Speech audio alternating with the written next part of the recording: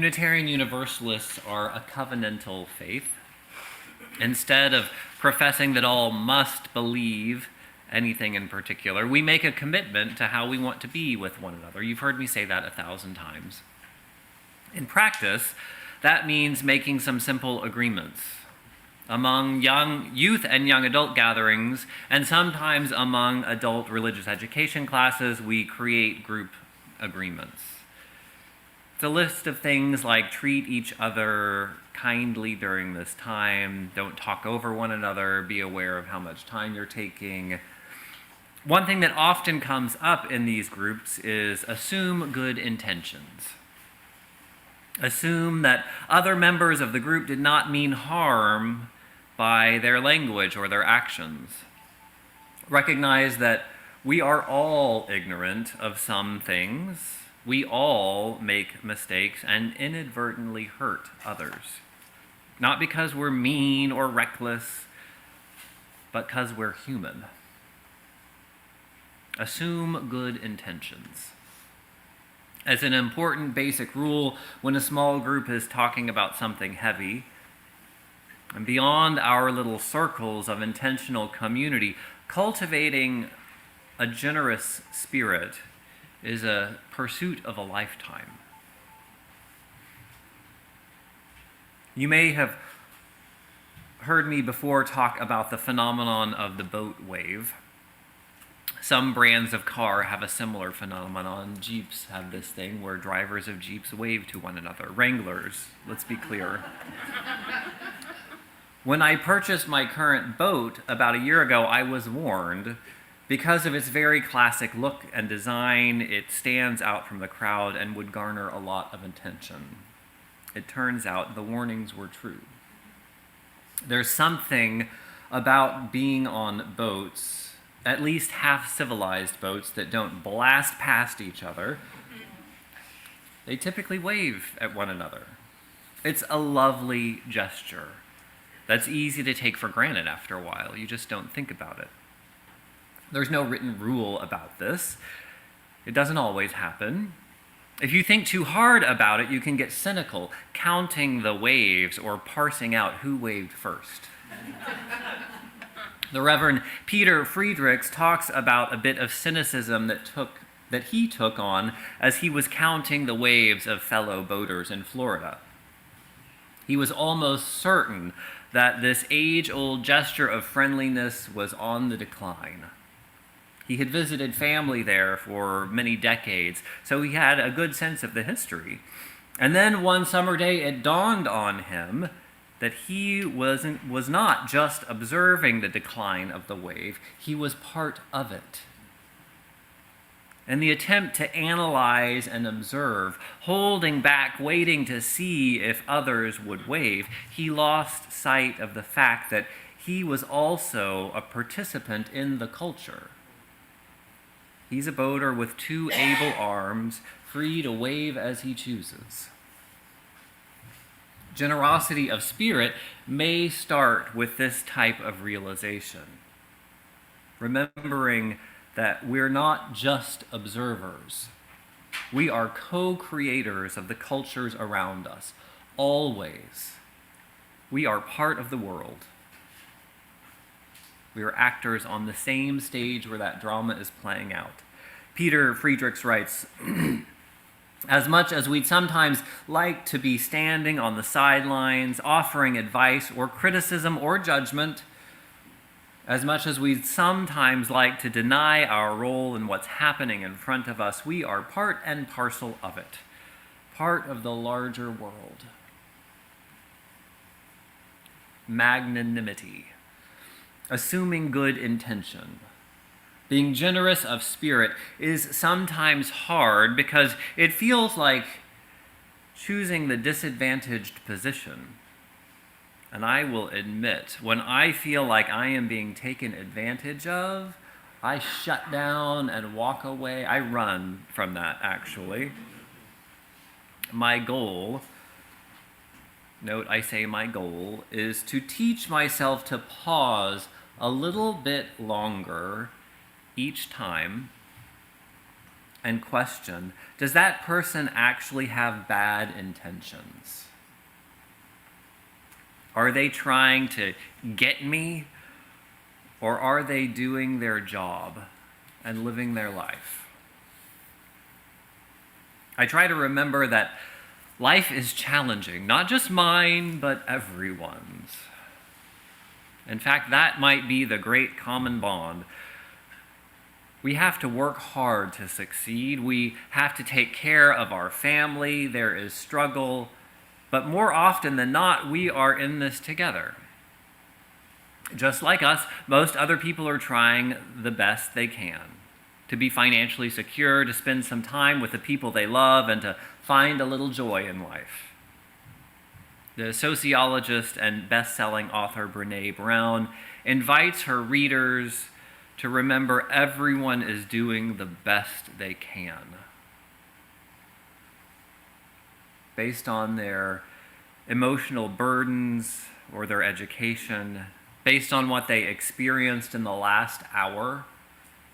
People are typically trying to do well and to be good. Most of us are trying to be comfortable, worrying about family or friends. We're probably a little distracted much of the time because of these two things. All of us tend to react from an emotional place rather than enacting a well-reasoned response. I love the whole myth that we're reasonable, logical beings. But for the most part, we're acting with good intention in the world. Most people don't wake up in the morning over coffee and think, how can I cause pain and chaos today? Most of us are trying. And I'm not asking that we assume that people are smart or nice or generous. I'm asking that we assume that they're doing their best. Finding the truth in the goodness of others is not just a saintly good for Unitarian Universalists. It's as much or more for our own well-being. Even though it seems to keep the wheels of media spinning, going through life thinking that we are surrounded by enemies, that terrible, mean people are out to get us, is a miserable way to live life. It's a form of suffering, actually, that we heap upon ourselves. In Buddhist tradition, there's a helpful teaching about suffering, commonly talked about as first arrow and second arrow suffering. You might picture yourself walking through a forest and suddenly you're hit by an arrow. The first arrow is an actual bad event, which can cause pain. But it isn't over yet. There's a second arrow. The second arrow brings more pain and suffering. The really annoying part is that the second arrow could have been completely avoided most of the time. The second arrow represents our reactions to bad events. It's the manner in which we choose to respond emotionally. This week I was reading, and someone used the example of how we navigated COVID, this nearly universal experience. It was not fun. For me, it was quite miserable. I am a bad sick person. The first arrow is that unavoidable discomfort and fatigue and being sick. Some of us, though, took a second arrow approach to our suffering, feeling like it wasn't fair somehow, or wondered if we could give it to someone else that we cared about accidentally, and we wound ourselves up in worry and concern. How did this happen? One arrow is bad enough, and there are plenty of unavoidable experiences of suffering. Why then take on a second? When we can manage to assume the best in our neighbors, our friends, or our family, when we're generous of spirit, we can avoid a tremendous amount of suffering for ourselves by skipping over the blame and getting curious about that other person. I get that believing everyone is doing their best is a very tall order. It's almost laughable sometimes. But this week I realized that that type of optimism requires the tenacity of a car salesman. I want to invite us this week to channel that type of brutal optimism.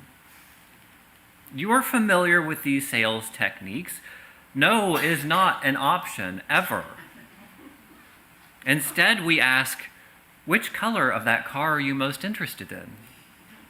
How many boxes of Girl Scout cookies will you be buying today? No is not an option. What if we also eliminate the option of someone being inherently bad from our wondering? The curiosity might instead be, what fear or personal goal is this person driven by right now? What pathway would best align our goals for a good outcome? How can we both work out of our inherent goodness in this time we have together? The way that we frame those questions is everything. And it also leaves plenty of room for disagreement in our goals. Assuming good intentions and being generous is not the same as agreeing with everyone. It's very possible to disagree and appreciate the other person is trying their best. And based on their experience of the world, it is very possible, even likely, that their desires will be different from our own.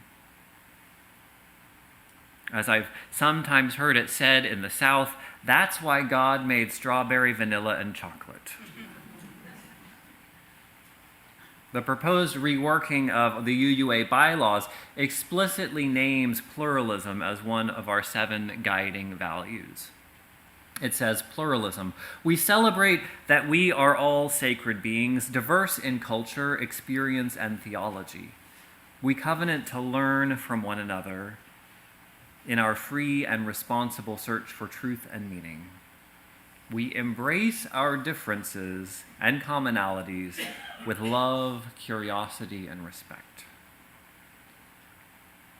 Unitarian Universalism has always been an aspirational faith, calling us to grow every day that we have breath.